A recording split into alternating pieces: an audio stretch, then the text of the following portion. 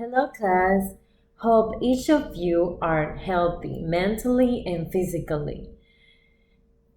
Nothing in life is to be feared, it is only to be understood.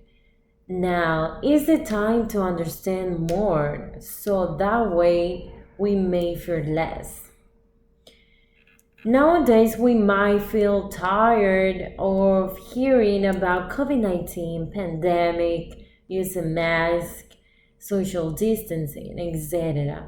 Despite this, we should be more informed and more responsible.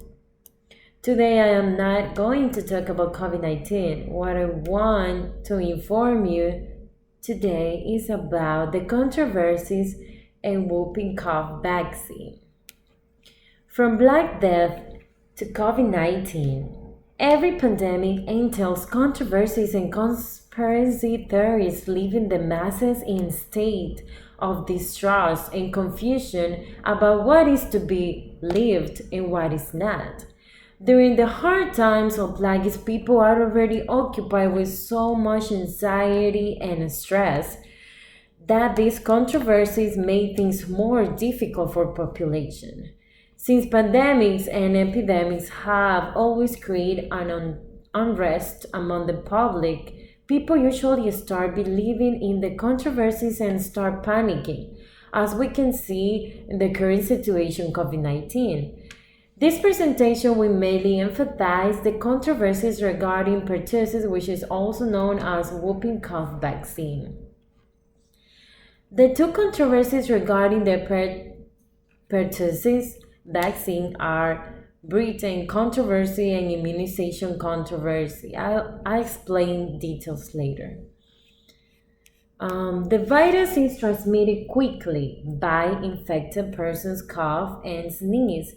Moreover, from the onset of symptoms to about 3 weeks after coughing fits, individuals are contagious.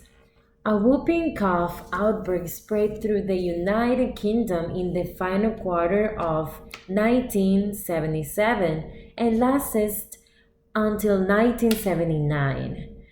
As a reminder, whooping cough is highly infectious respiratory that mostly affect babies and young children. And during 1977, it plagued lives of number of babies and young children.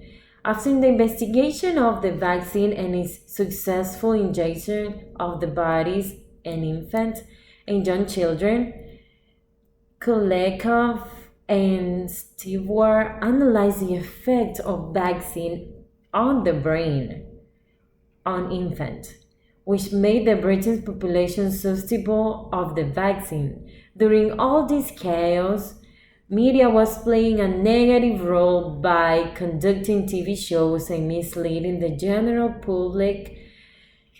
All this added to the public fear and panic. Since the controversy related to pertussis gained global attention, the entire world started doubting the credibility of the prevention.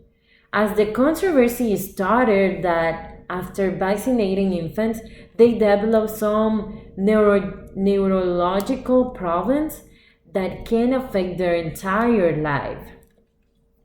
But the studies investigated to find the truth about the effects of vaccines.